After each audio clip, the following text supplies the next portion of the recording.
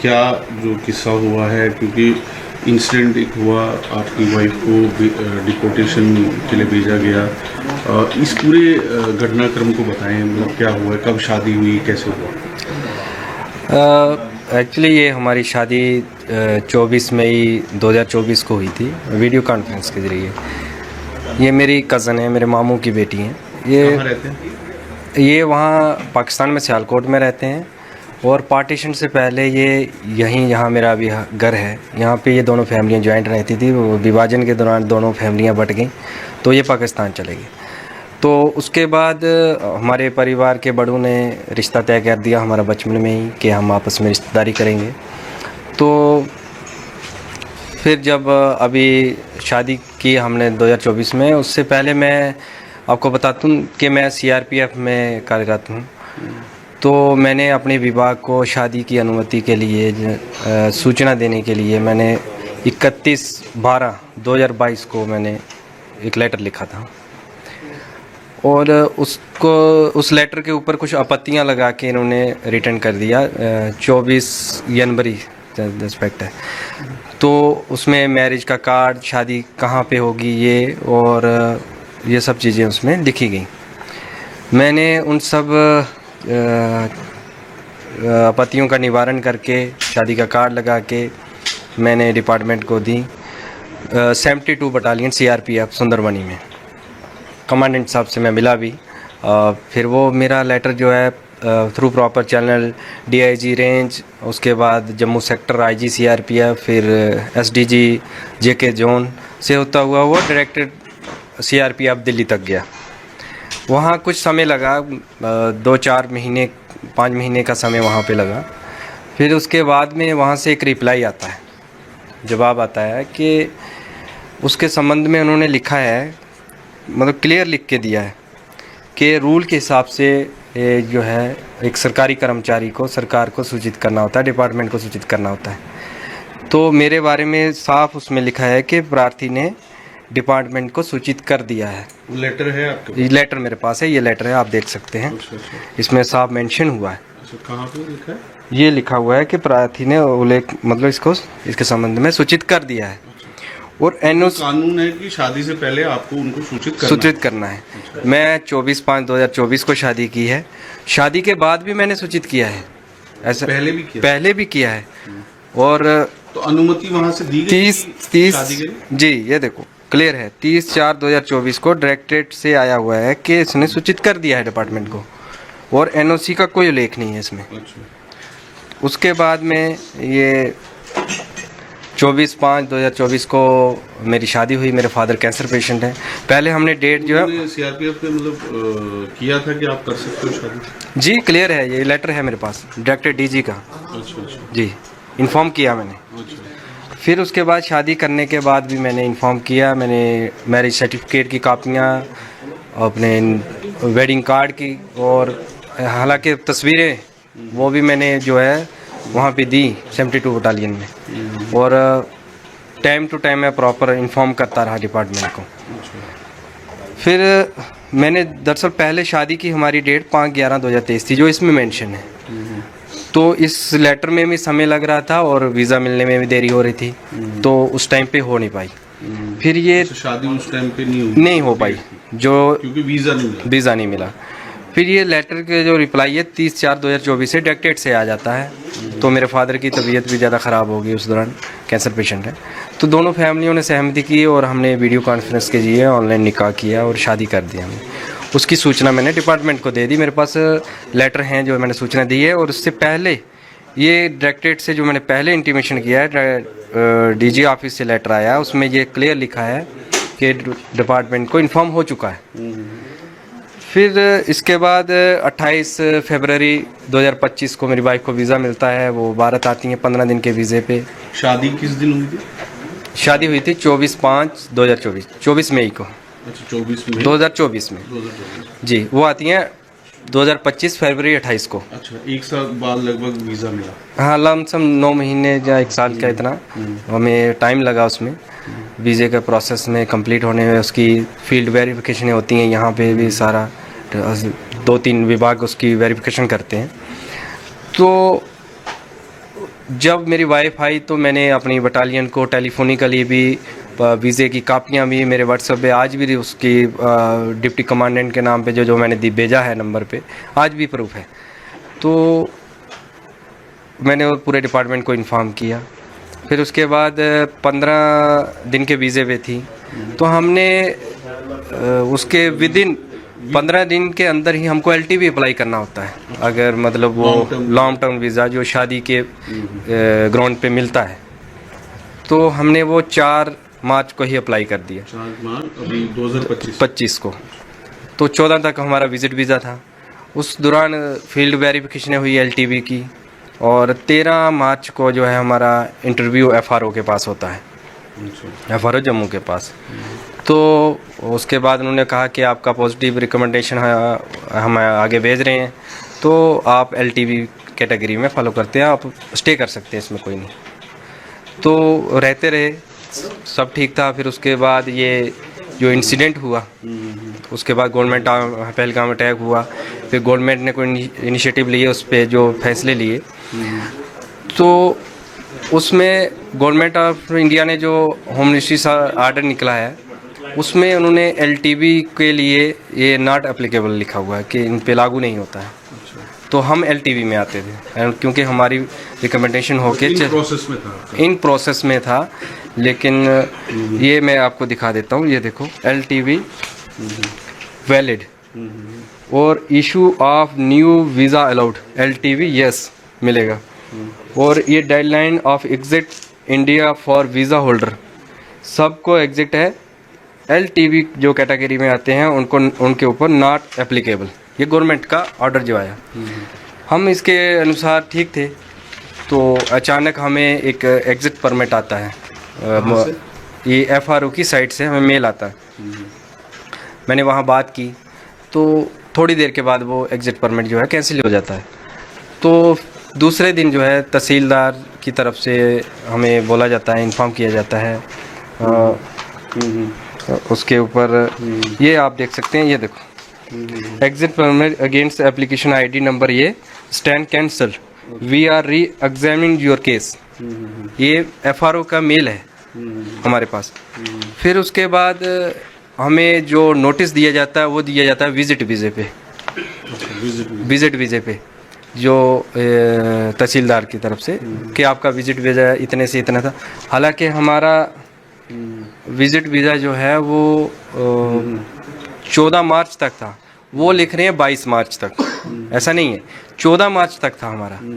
तो हमने 13 मार्च को हमारा अप्रूवल के लिए चला गया। जो इसका प्रोसीजर है LTV का आम यही है, मतलब जो भी है ऑफिशियली काम इसका। तो उस दौरान फिर हमें नोटिस दिया गया। हमने एडवोकेट अंकुर शर्मा जी से बात की और हमने इस पटिशन को जम्मू कश्मीर हाई कोर्ट में दर्ज किया। तो कोर्ट ने उसमें हमारे डॉक्यूमेंट्स देखे, हमारे उसमें देख के उन्होंने इंटरवेंशन की। तो मेरी वाइफ को उस टाइम अटारी बागा बॉर्डर लिया जा रहा था। हालांकि ये CRPF की जो डायरेक्टरेट से हमारी जो अप्रूवल आई है, जिसमें उन्होंने लिखा है कि सूचित कर दिया गया है, हमने ये हाई कोर्ट में सबमिट की। ये कोर्ट ने माना इस चीज़ को, ये वैलिड, क्योंकि DG ऑफिस से आई हुई है। तो उसके बाद मेरी वाइफ को अटारी बॉर्डर पे लिया गया। फिर उसके बाद में कोर्ट से शाम को एक ऑर्डर निकलता है, उन्हें रोका जाता है LTV के। उसके वहाँ अटारी में रोक दिया गया? नहीं, मतलब वहाँ पहुँचने तक यहाँ से कोर्ट ने डिसीजन लिया। अच्छा। तो फिर उन्हें वहाँ से रिटर्न किया गया। तो आपकी वाइफ को वापस किया गया कि हम LTV में फॉलो करते हैं, और उसके ऊपर जो भी निर्णय होगा कोर्ट का, जहाँ जो डिपार्टमेंट है वो मतलब आगे है। तो इस दौरान में मैंने सोशल मीडिया पे कुछ न्यूज़ सुनी कि CRPF की तरफ से कि आप मतलब जवान पे एक्शन लेने वाले हैं, ये है वो है। तो न्यूज़ में चलता रहा। तो कल अचानक कुछ हमारी 41 बटालियन जो इस टाइम भोपाल में है, अभी मेरे ट्रांसफ़र कर दिया गया भोपाल में, वो भी मैं आपको बताता हूँ। तो वहाँ से कुछ नोटिस आता है मुझे, तो मैं उस नोटिस को रिसीव करता हूँ। तो उसमें पढ़ता हूँ, तो उसमें वो एक चीज़ मेंशन करते हैं कि हमें निकाह के लिए इन्फॉर्म किया जवान ने। तो निकाह ही मैरिज होती है, निकाह के लिए इन्फॉर्म किया है। अच्छा। निकाह के लिए इन्फॉर्म किया, फर्स्ट पैरे में लिख रहे हैं। और वीज़े के लिए इन्फॉर्म नहीं किया। वीज़े के लिए वीज़े की कापियाँ मैंने सबमिट की हैं, सब किया है। फिर वो कह रहे हैं कि विज़िट वीज़ा एक्सपायर होने के बाद इलीगली ये जवान ने अपने पास रखा था। ऐसा नहीं है, मेरे पास प्रूफ है। ये LTV के जो कंसर्न अथॉरिटी हैं उन्होंने हमें स्टे बोला, उनके लेटर हैं, सारा जो प्रोसीजर है। मैंने ये LTV अप्लाई के, विज़िट वीज़े के जो भी प्रोसीजर है वो लिखित में भी और कल भेजे आपने? नहीं, पत्रियाँ ये इसके कापियाँ वो मैंने 41 बटालियन में भी जमा की हैं पहले। हाँ, पहले ये सब होने से पहले टोटल मैंने वहाँ पे, अभी मैं न्यू पोस्टिंग वहाँ गया था 29 मार्च को मैंने वहाँ ज्वाइन किया। इससे पहले एक इंसिडेंट मेरे साथ हुआ अचानक। इस पे कल वाले में क्या बताया गया कि आपको डिस्मिस किया जाता है? जी, उसमें लिखा गया है कि आप क्या है लेटर में, क्या है? लेटर में ये चीज़ भी वो मेंशन कर रहे हैं कि निकाह के बारे में जवान ने सूचित किया है। तो वो बता रहे हैं कि विजिट वीज़े के बाद आपने एक पाकिस्तानी को घर में रखा, जो कि वो LTV में रखा। उस वजह से वो हाँ, रीज़न दिया गया, लिखा है कि आपको डिसमिस किया है। क्या रीजंस क्या दिए डिसमिस के? रीज़न यही लिखा है उसमें कि आपने LTV ख़त्म होने के बाद अपनी वाइफ को यहाँ पे रखा और इसमें आपने डिपार्टमेंट को इन्फॉर्म नहीं किया। इन्फॉर्म मैंने किया, मेरे पास प्रूफ है, प्रॉपर चैनल मैंने उसमें डॉक्यूमेंट लगा के इन्फॉर्म किया हुआ है। LTV के कागज़ भी मैंने जो है 41 बटालियन में भी जमा कर दिए हैं। तो इससे पहले मुझे 72 बटालियन में जब मेरी वाइफ आई, उसके बाद मैं छुट्टी काट के 23 मार्च को मैं 72 बटालियन में रिपोर्ट किया था। तो आप इस दौरान कहाँ पोस्टेड है? जम्मू कश्मीर में पोस्टेड? नहीं, मैं इस टाइम मध्य प्रदेश भोपाल में पोस्टेड हूँ। वो तो अभी है जी। जब ये सारा अब शादी हो रही थी तो उस टाइम मैं जम्मू कश्मीर सुंदरमणि मेरा हेडक्वार्टर था 72 बटालियन का, और शिवखोड़ी में मेरी पोस्टिंग थी। अच्छा, अभी इधर ही पोस्टेड? जी। तो उस दौरान मेरे ये 23 मार्च को मैं रिपोर्ट करता हूँ वाइफ के यहाँ आने के बाद 72 बटालियन में। मैं वहाँ भी बताता हूँ, मैंने पूरे डॉक्यूमेंट्स मैंने उनके प्रिंट में निकाल के रखे हुए हैं, जो मैंने व्हाट्सएप भी किए घर से। इनको पूरी डिटेल 72 बटालियन को दी, वीज़े की कापी दी और LTV के लिए बताया। तो फिर मैं 26 मार्च को जब मैं शिवखोड़ी से हेडक्वार्टर सुंदरमणि में जाता हूँ, तो वहाँ अचानक से मुझे 27 तारीख को सुबह अर्ली मॉर्निंग बिना कुछ बताए हुए अचानक मुझे कहते हैं कि आपको 41 में रिपोर्ट करना है, आपको जाना है, आपकी ट्रांसफ़र होगी। तो मैंने पूछा, मेरा अभी 2027 में यहाँ ट्रांसफ़र पीरियड कंप्लीट होना था JNK से। तो मैंने आदेश के अनुसार मैंने उस पर कुछ ज़्यादा बात नहीं की, मैंने अपना वो उठाया। मुझे उसमें जब भी आप किसी दूसरी बटालियन में ट्रांसफ़र होते हैं तो आपको 15 दिन का ज्वाइनिंग टाइम मिलता है, पीरियड मिलता है, आपको घर से होके वहाँ ज्वाइन करना होता है। मेरा वो भी नहीं मिला मुझे इमरजेंसी वहाँ रिपोर्ट करने के लिए बोल दिया, JT उसमें नॉट परमिट लिख दिया। तो मैंने आदेश के अनुसार यहाँ से 41 बटालियन भोपाल में 29 को मॉर्निंग में मैंने ज्वाइन किया। मुझे ना ट्रेन जी अभी जस्ट ये उसके दौरान मुझे ना ट्रेन की टिकट मिली, ना मुझे हेडक्वार्टर से कहीं मुझे छोड़ा गया, सीधा गेट से आउट कर दिया गया। रीज़न किसी ने कुछ नहीं बताया। फिर मैंने वहाँ जाके 41 बटालियन के कमांडेंट सर का, डिप्टी कमांडेंट सर का मैंने इंटरव्यू लिया। इंटरव्यू होता है जब भी पोस्टिंग जाओ। तो मैंने वहाँ पूरी कहानी अपनी मैंने सुनाई, ये बात है, इन्फॉर्म किया, मैरिज मैंने ऐसे की। तो मैंने वहाँ CO सर से बता के मैंने एक DG साहब के इंटरव्यू के लिए एक लेटर लिखा। उसमें भी मैंने यही मेंशन किया कि ऐसे ऐसे मैंने इन्फॉर्म किया था, ऐसे मैंने शादी की प्रॉपर चैनल से। अब शादी करने के बाद अचानक से मुझे यहाँ ट्रांसफ़र कर दिया गया, इसके पीछे का कारण मुझे मालूम नहीं है। वो एप्लीकेशन अभी मेरी अंडर प्रोसेस में है DG साहब के इंटरव्यू के लिए। उसमें मैंने पूरे डॉक्यूमेंट्स लगाए हैं, वीज़े की कापियाँ लगाई हैं, मैरिज सर्टिफिकेट लगाए हैं, A to Z DG साहब के लिए भी मैंने लिख के वहाँ दिया हुआ है। फिर उसके बाद मैं कमांडेंट सर के नाम पे मैंने एक इंटीमेशन लिखा अपनी शादी के बारे, क्योंकि न्यू बटालियन थी तो मैंने उनको भी इन्फॉर्म किया प्रॉपर। उसमें LTV के कागज़ भी लगाए कि इस टाइम LTV में स्टे करते। उसके बाद ये सब इंसिडेंट हुआ तो मैं छुट्टी आया, फिर आपको मैंने पहले बता दिया ये सब हुआ। तो कल अचानक से मुझे ये डिसमिस फ्रॉम सर्विस का ये आ गया। तो मैं तो इस चीज़ से हैरान हूँ, तो परेशान हूँ कि ऐसा क्यों हुआ।